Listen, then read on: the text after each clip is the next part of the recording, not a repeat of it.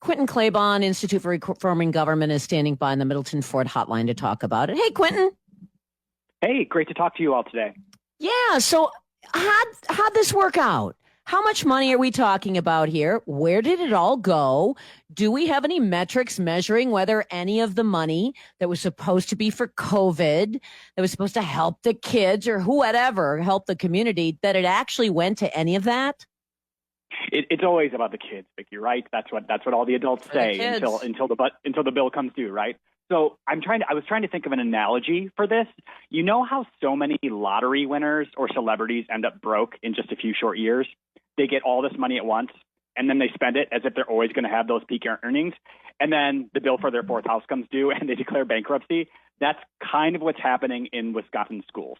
Districts got a whole bunch of money during the pandemic to help kids get back on track. It was about $1,500,000,000.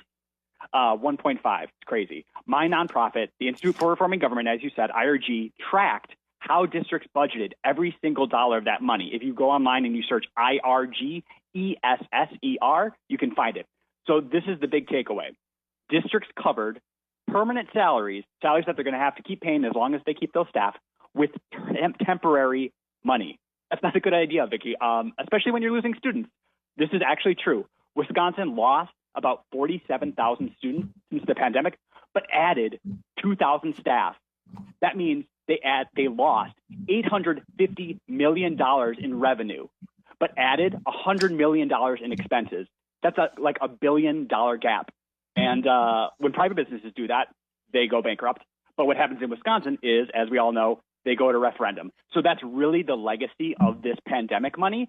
We didn't really recover kids from the pandemic, but what we did do is blow $1 million hole in our education budget. And now districts are going to referendum and asking taxpayers to pick up the bill. So they hired 2,000 staff with one-time money, brand new hires with one-time money, and didn't get rid of them when the pandemic was over. I don't know what those staff were supposed to do. Meanwhile, 47,000 kids, so the equivalent of like the city of Beloit, left the schools, and we're still keeping the 2,000 staffers with the one-time money we can't afford. And then they're complaining when the education budget, which goes up by record amounts every single budget, isn't big enough. That's exactly right. Ideally, you would have paid some retired people to come in and tutor, right? Just do some temporary 2-year tutoring, or say, hey, this is a 2-year contract. Know that you're going to have to look for a new job after this, but we really need you right now. Instead, districts didn't make a lot of tough decisions. This is actually true. Wauwatosa basically had a meeting about how they may have to go back to referendum again after just going to referendum. Actual quote from them, from the superintendent: "We've chosen the most expensive model of education. When people talk about referendums, we may need more or tighten up and make tough decisions." Eau Claire, enrollment has gone down while staffing has increased.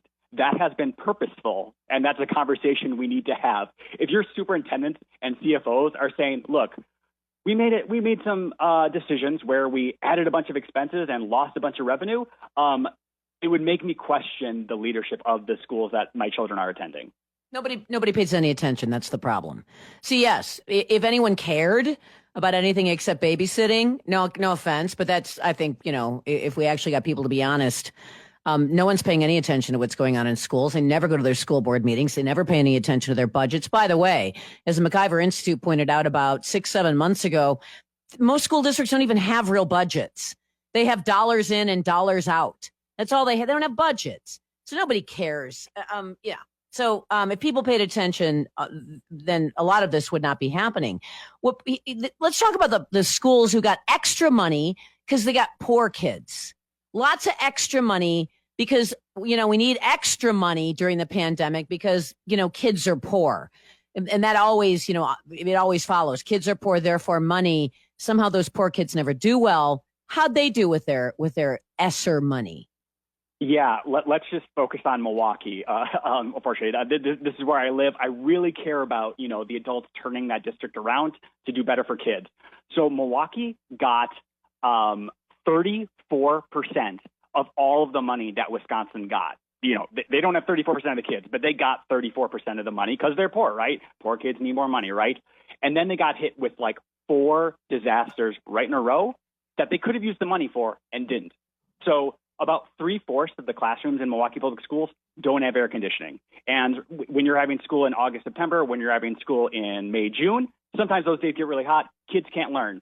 Did they buy air conditioning? No, they specifically did not. They had a lead paint crisis. For people who don't know, this was national news. Kids got lead poisoned in Milwaukee Public Schools. Did they repaint the paint so that it was not dangerous? They did not. They gave $10 million to schools to spend on whatever they wanted. Grab bag.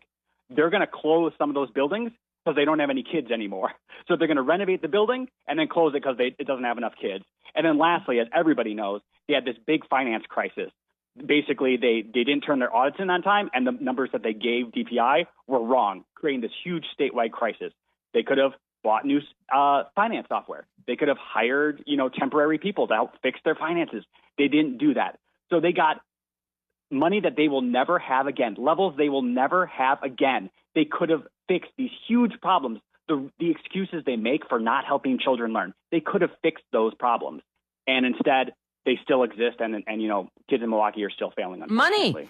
Yeah, all that money, I guess money doesn't fix things, but they need it because poor kids and all these schools. And I mean, let's take a look at the results. How did they do? How are they doing in reading? I mean, minus Jill Enderle's attempt to fake proficiency. Did everybody take a look at those literacy benchmarks? First through third grade, according to a brand new state law, we're supposed to be measuring that. Most kids in the 25th percentile or below, 75% of kids, are rather in the 75th percentile, we're talking about a minority of students. So kids aren't reading. We know that from the scores.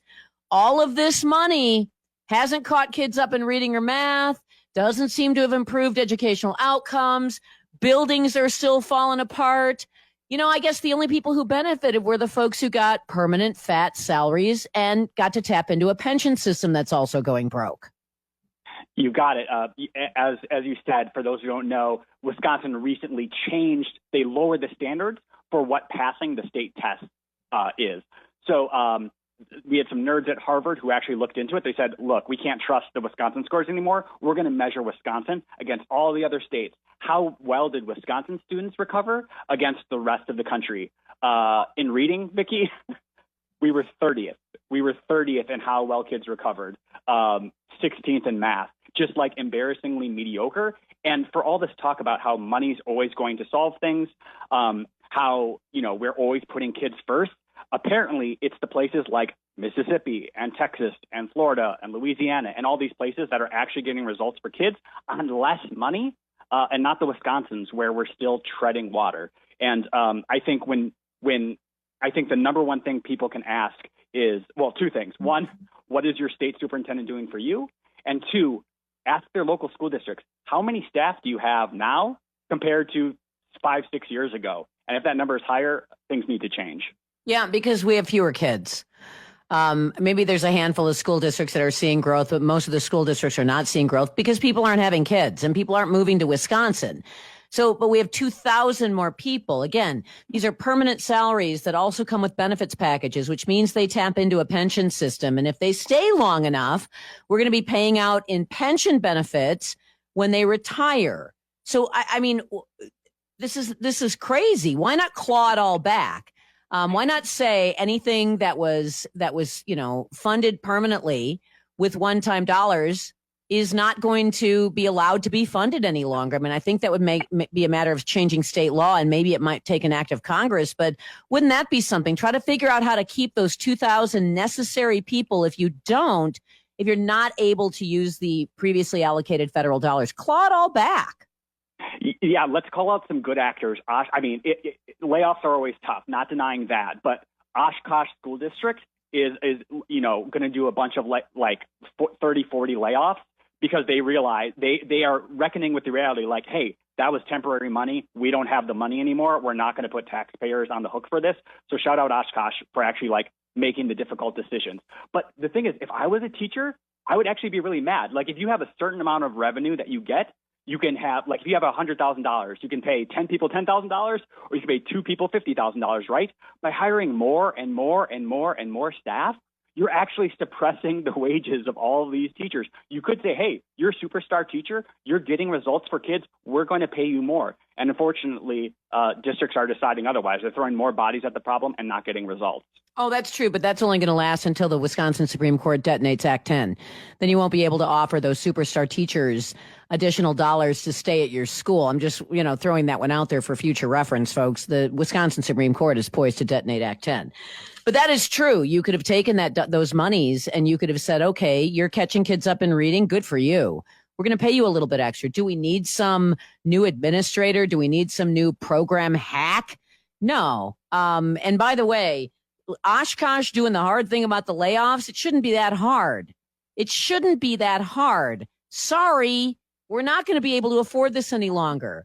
And I guess we've maybe seen a bit of a tide turn on referendum approvals. People weren't nearly as enthusiastic about it this last time around. So, maybe it's a sign. Although my suspicion is they'll just try to find ways to paper over their bad budgeting because, again, Quinton, they don't even have budgets. They just have dollars in and dollars out. That's exactly right. If you search, again, if people search IRGESSER, you can see where all that money is flowing in and out, kind of under the radar. You talked about DPI not being accountable. DPI stuck all this information on a website, put it into PDF files. I have a spreadsheet here of 18,000 lines that I had to do myself because DPI wouldn't put together a simple dashboard that would have taken a couple days to make to inform taxpayers about how their money is being used. Right. They wanted to hide it. I think that was to your point. That's exactly. To hide it. Yeah. It's imaginary. Oh, we put the information out there. What are you talking about? Of course, nobody can actually get a comprehensive understanding of what that information together means, but it's out there. So it took someone to actually, work on this and turn it into a readable format. So we're talking $1.5 billion. Let's see. The last couple of budget cycles, I remember just a few budget cycles ago, we had right after Scott Walker, $600 million, then a little bit over $1 billion. Then we had another, couple of $100 million. That was after COVID dollars, so it wasn't quite as high as it normally is. Now we're apparently in the budget papering over the bad decision-making of schools from COVID, and it's still not enough. Just want to say that. It's still not enough. The legislature has basically covered everybody's butt, and yet it's still not enough. There will come a time, obviously inflation is a real thing, but there will come a time when we're just losing so many students. We're losing 10,000 students a year. There will come a time when that education budget number should be less than the previous budget. It should come a time, but I don't know who's willing to make the tough decisions about that to say, hey, we need to actually get bang for our buck and not just throw more bucks at the problem. Frankly, reality is going to be unavoidable over the next few years. And taxpayers, like you said, I think the time has come where they're just sick of it. They can't be on the hook for the 400-year veto. They can't be on the hook for their local referendum. They can't be on the hook for higher state taxes, income taxes. They just can't be on the hook for that anymore. And so a time's going to come when districts are going to have to make the difficult decisions. Yeah, property taxes never come down. Think about that, folks. They never come down because costs, even though you're losing students, never go down. It's really bizarre. Quinton Klabon, thank you very much, from Institute for Reforming Government. And you can find them online at reforminggovernment.org. Did I get that right? Nailed it. Thank you so much. All right. Thank you for coming on the program. Thank you, Middleton Ford, for sponsoring our hotline, and we'll be right back.